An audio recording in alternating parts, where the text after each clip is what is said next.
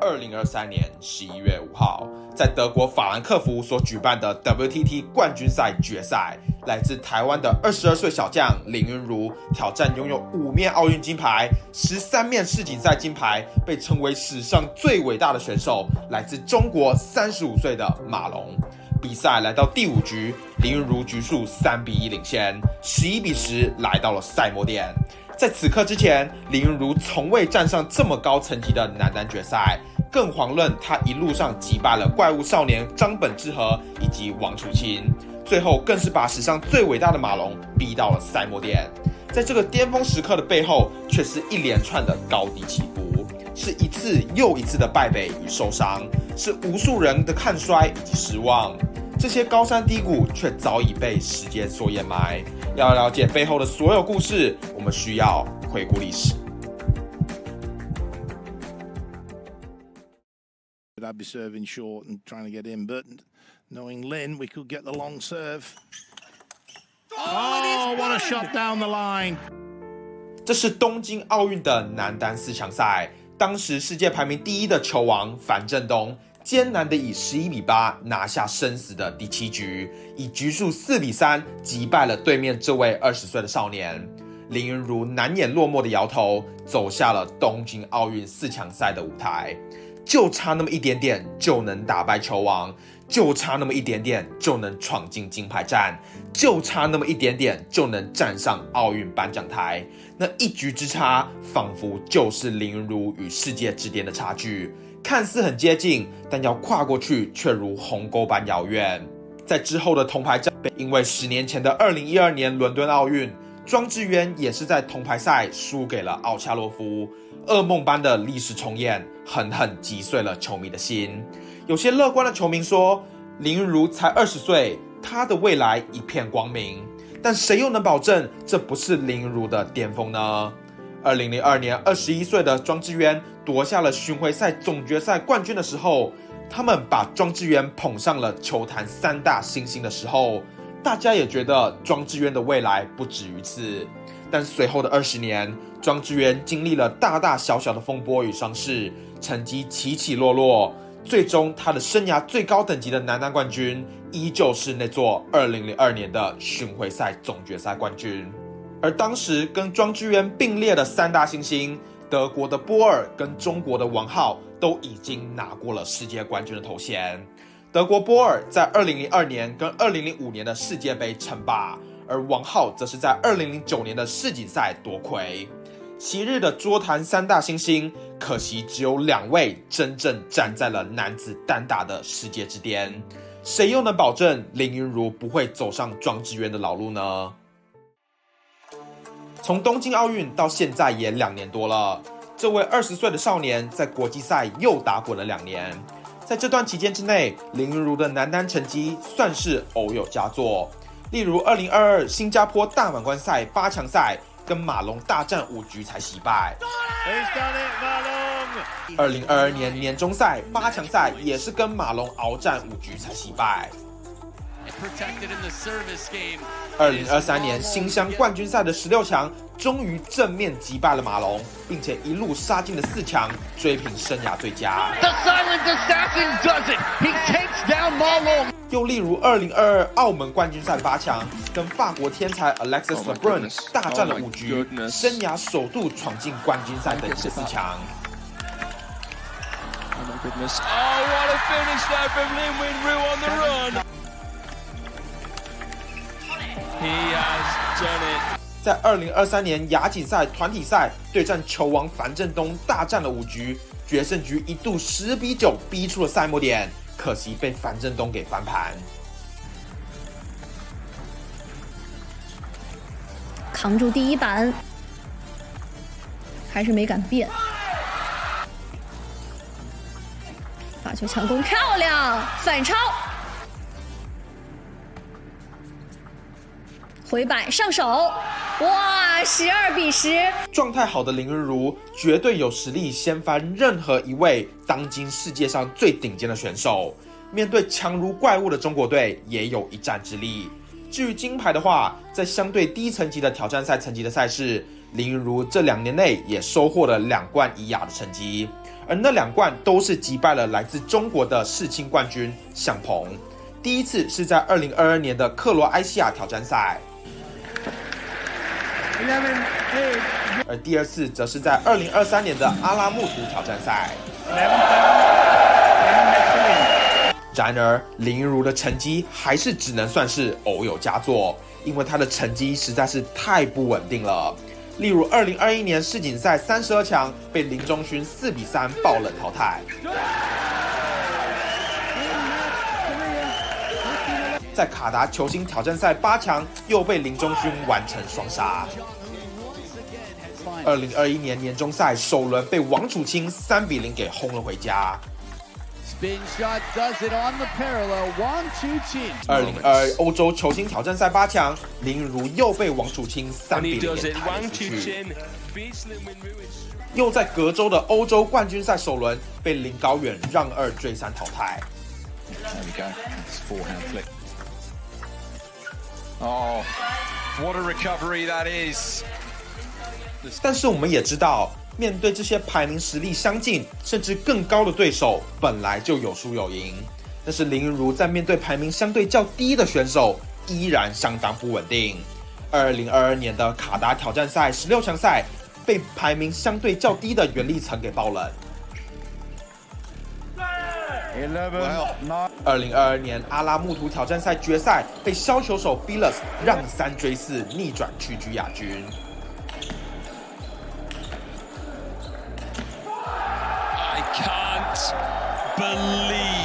2023年果阿球星挑战赛8强，被正在崛起的最新世青冠军林诗东给爆冷。2023年新加坡大满贯赛，被17岁的法国天才 Felix Lebrun 3比0给横扫。在这些比赛当下，他们跟林云如的排名差距都至少是10名，甚至几十名以上的差距。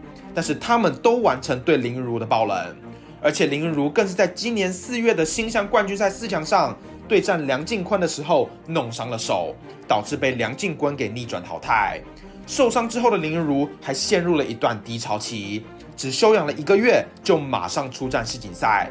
在伤势还没有复原，手包着厚厚的绷带的情况下，林云如在16强赛再度不敌林高远，之后又输给了100名以外的中国选手，也输给了非洲一哥阿鲁纳，后来也输给了英国选手 Pitchford。 所以综合来讲，林云如在过去这2年的成绩非常的不稳定。巅峰状态能正面战胜马龙，能逼出樊振东的赛末点，但是低谷状态却也能输给排名100多名的小将。好的时候谁都打得赢，坏的时候谁都打得赢，完美诠释了神经刀的精神。但是客观来讲，林云如的成绩跟他同年纪的同才比起来，是好还是坏呢？林云如的2个冠军赛等级的季军，1次亚锦赛的铜牌，挑战赛等级拿下2冠一亚的成绩，这到底是个什么概念呢？乒乓球国际赛按照积分大致上可以分为6个等级，最高等级的是奥运、世锦赛跟大满贯赛，次级是年终赛，接下来依次是冠军赛、球星挑战赛、洲际赛以及挑战赛。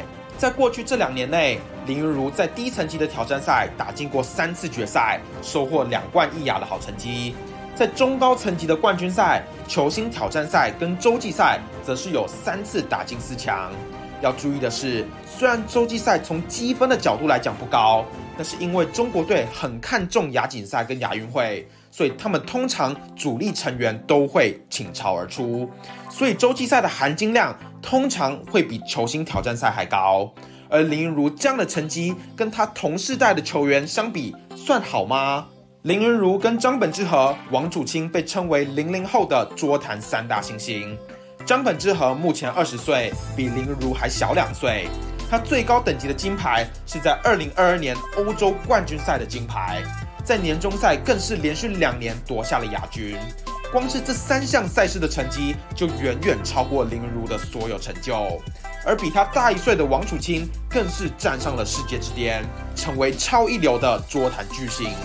在2022年年终赛决赛上击败了张本智和，夺下了冠军，2度称霸澳门冠军赛。在杭州亚运更是上演了4冠王，并在2023年7月份坐上了世界排名第1名的宝座。也不只是张本智和跟王楚钦而已 ，LeBron 兄弟在后面急起直追。20岁的 Alexis LeBron 今年首度打进了澳门冠军赛的4强，已经追平了林昀儒生涯最佳的成绩。他的弟弟 Felix LeBron 更是只有17岁的智龄，却2度打进了球星挑战赛的4强，而且还在今年的新加坡大满贯赛上面把林昀儒给3-0抬了回家。虽然以目前来讲 ，LeBron 兄弟的成绩表还比林昀儒逊色一点点，但一个年轻2岁，一个年轻5岁，谁知道他们22岁的时候会强成什么地步？林昀儒在面对这些天才同梯，可谓是毫无优势可言，甚至可以说是有劣势的。就更别提还有老一辈的球王樊振东、马龙、梁靖昆这些怪物还在上面等着林昀儒去冲击。就在这样的背景之下，林昀儒来到了 WTT 冠军赛法兰克福站，在首轮面对地主 Francisca， 前2局都打到 deuce 的情况下让出，第3局也从10-6的情况下被逼到10-9，丢了3个局末点。好在林昀儒及时重整旗鼓，拿下第3局，并一鼓作气完成了让2追3，晋级到16强。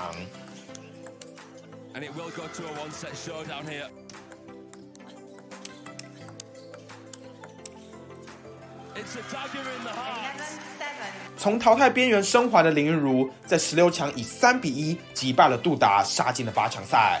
面对到的是一生的宿敌张本智和。林昀儒过去在国际赛只和张本智和对决过2次，包括2018年青奥以及2019年亚洲杯都吞下了败仗。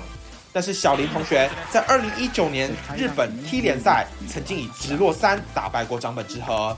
赛后还被张本智和认定为退役前的一生之敌。今年8月份在日本 T 联赛，2人也进行过一场1局决胜负的较量。当时小林同学以11-9逆转胜，也帮助球队以3-2气走了张本智和的球队。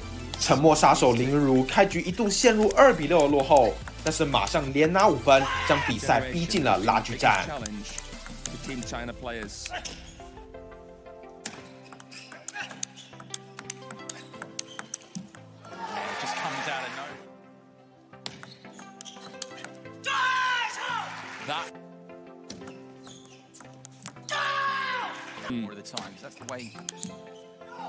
关键时刻，张本智和发生了致命的失误，林昀儒猛虎出闸，奋力一扑，拿下了首局。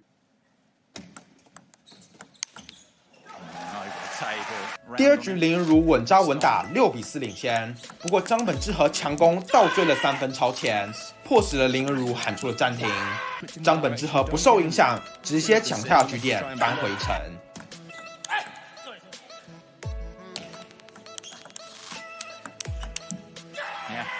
激进与热闹的对决来到天王山的第3局，6-6平手的情况下，林昀儒连拿4分打破僵局，并且靠着更稳定的反手相持，打破了张本智和的防线，以局数2-1听牌。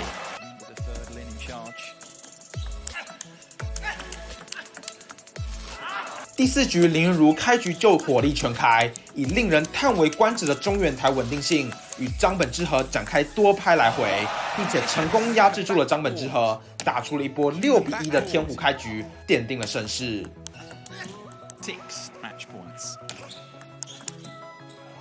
林昀儒生涯第3度闯进了冠军赛等级的4强，追平了生涯最佳战绩。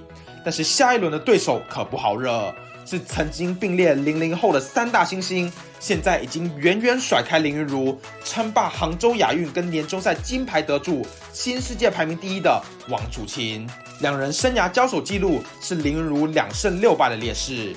最近2人3度交手都是王楚钦3-0横扫了林昀儒，包括刚刚结束的杭州亚运。目前对战4连败，让林昀儒赛后坦言就是打不赢王楚钦。有人说林昀儒的打法已经被中国队研究透彻了，不只是因为林昀儒最近对中国主力屡战屡败，更是因为今年年初在中国微博上有一个林昀儒的打法研究，洋洋洒洒写了几千字，做了各种数据统计表，得出了林昀儒的打法特点以及优劣势。中国在东京奥运之后，还把林昀儒之前自费请了中国教练给招了回去。不给林如更多成长的机会，让林如只能转而聘请日本籍的教练做训练。在诸多的劣势以及限制，再加上过往交手记录一面倒的情况下，林如怎么看胜算都不大。但是本场比赛第一局就跌破了众人眼镜，开局林如打出一波8-2的攻势，屡屡破发王楚钦的发球点。主要是王楚钦自己的手感冰冷，前3板的失误很多，让林如兵不血刃，快速得分拿下首局。Only 2 of them played in this. 11-7. 4局王楚钦热身完毕，手感回温，比赛陷入了拉锯战，双方纠缠到7-7的平手。关键时刻，林如出现致命的发球失误，以及进攻的擦网出界，葬送掉关键的发球点。乒乓球是一项发球方优势的运动，送掉这2分，还让王楚钦拿回了发球权。第2局看来已经走远了，但是林如再次展现了惊人的反拍相持稳定性，连王楚钦也无法招架，胜利的天平再次回到了原点。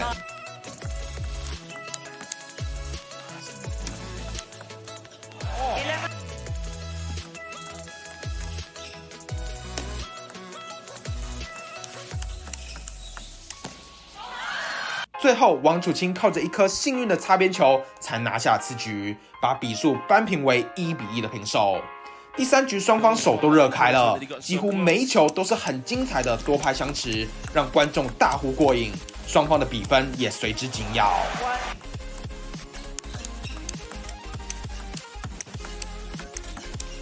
Oh my word! Warming up.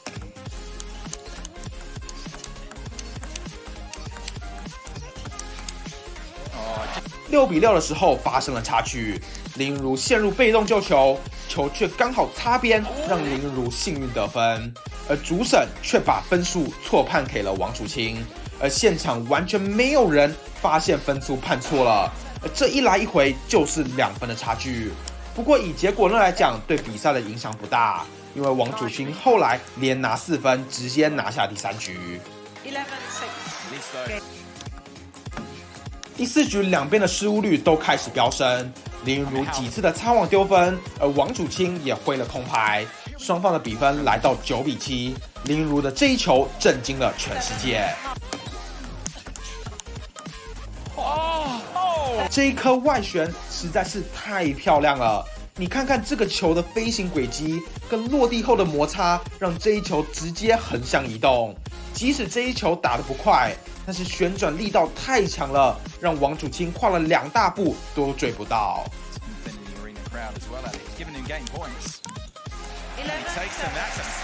林如越打越勇，在关键的天王山谁赢谁听牌的第5局，打出了5-0的开局。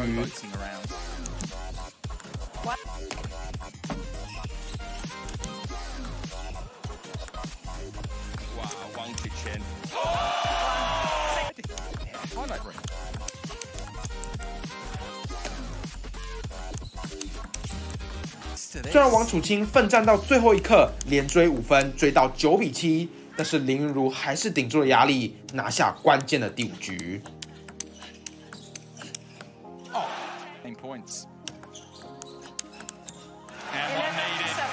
林如越打越顺，连续2球的变相打得王楚钦措手不及，狂轰猛攻了9-0，把亚运4金的得主彻底打晕了过去。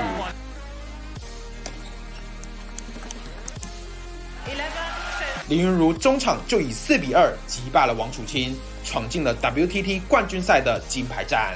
面对到的是马龙，马龙在4强赛以4-1击败了17岁的法国天才 Felix Lebrun， 状态看起来非常的勇猛。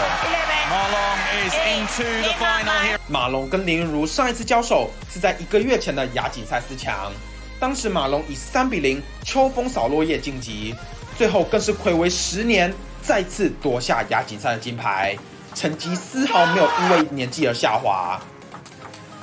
反手的相持，樊振东想要变现。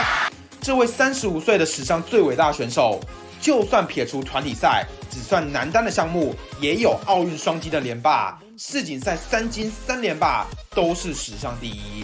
史上首位集齐奥运会、世锦赛、世界杯、亚运会、亚锦赛、亚洲杯、巡回赛总决赛、中国全运会以及全锦赛单打冠军集齐于一身的超级全满贯的男子选手。就算我们只比今年的成绩，这位35岁的老将也碾压了林昀儒，生涯交手纪录也是3胜5败的劣势。虽然林昀儒面对右手持拍的胜率高很多，但是毕竟林昀儒生涯从来没有打过这么高等级的决赛，会不会发挥失常还很难说。怀着忐忑不安的心情，林昀儒踏上了决赛的舞台。首局马龙就展现了天下第一的霸气，林昀儒也没能把握住发球的优势，被打出一波9比2的攻势，直接让出了第一局。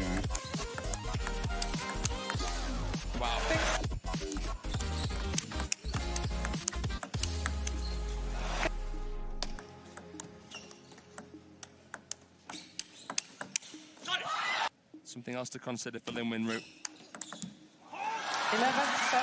第二局开局的第一球就被马龙的发长球给偷袭到，但是林昀儒展现了他这2年的进步，用被外界认为是弱点的正手拍相持，正面把马龙给打爆了。马龙还发生了一个关键的失误，在3比2的时候，林昀儒因为防守被迫退台，马龙杀球竟然杀出界了。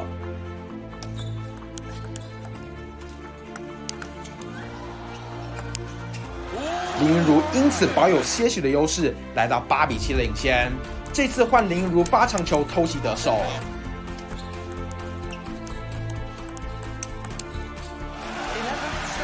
林昀儒本届比赛打得真的非常激进，他的反手相持不只是为了防守，更会主动变向打向对手不好处理的点，而不是单纯的加压加速。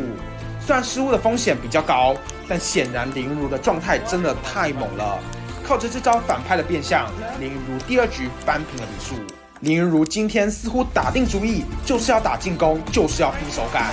第3局5比4这一球，即使已经靠单脚保持平衡，也试图把球强拉回来，给马龙压力，可惜挂网没能成功。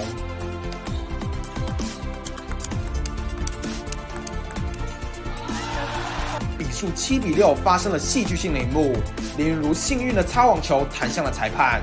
马龙的惊人反应力直接飞扑，林昀儒不客气，直接杀了回去。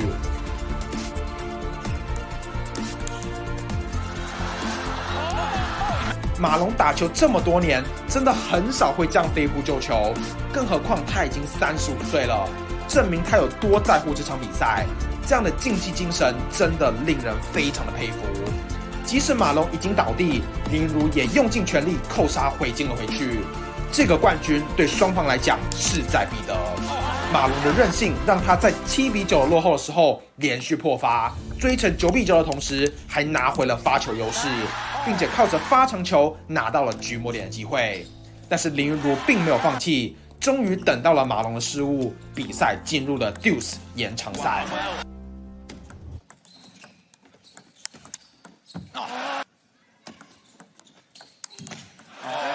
林昀儒顶住了压力，拿下第3局，以2比1超前了局数。第4局的分数走势非常的夸张，从0比0、1比1、2比2、3比3，一路僵持到了10比10，整局都维持你1分我1分的拉锯战。要知道，乒乓球这项发球有巨大优势的运动里面，通常来讲都是你2分我2分的互保发球点的拉锯战。是相对少出现这种你1分我1分互破1个发球点的拉锯战的，说明这2位选手的状态有多接近。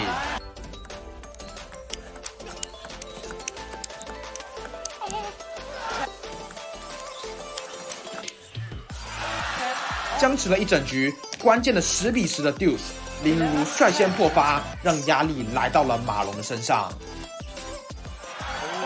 幸运女神降临在了林昀儒的身上，马龙懊恼地靠着球桌，因为他知道陷入1比3的落后已经没有退路了，胜利的天平已经向林昀儒倾斜。在林昀儒让1追3的情况下，2人的气势已然出现了差距，比数2比2，马龙竟然挥了空拍，葬送掉宝贵的1分。下一球林昀儒更是展现了神级的救球，让马龙硬生生损失了2分。在这样的高手过招的拉锯战中，这2分对马龙来讲实在是太亏了。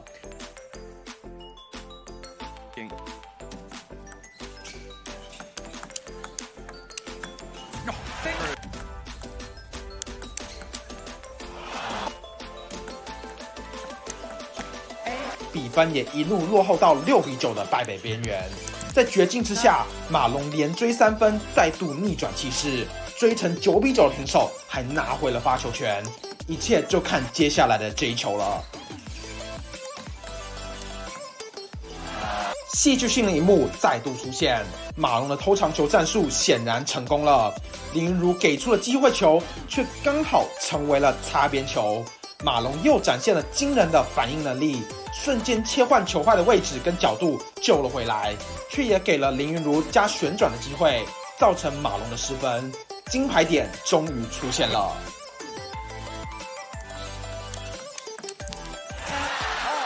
马龙在绝境爆发逆鳞，守下了这一分。但是今天的沉默杀手状态太猛了，即使手上依然缠绕着绷带，即使他面对的是史上最伟大的选手，但他也丝毫不惧。今天的冠军非他莫属。Trophy.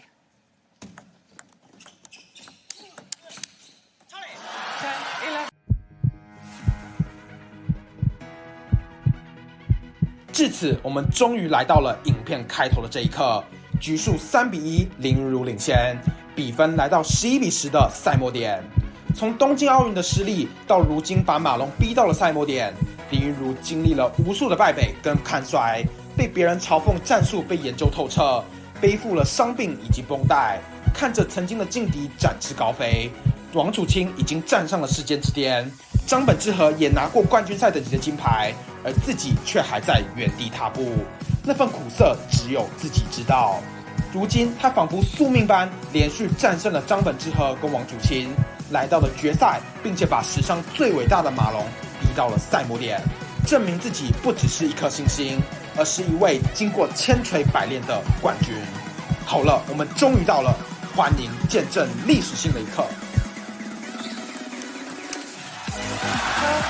Lin Wenru is the last man standing in Frankfurt.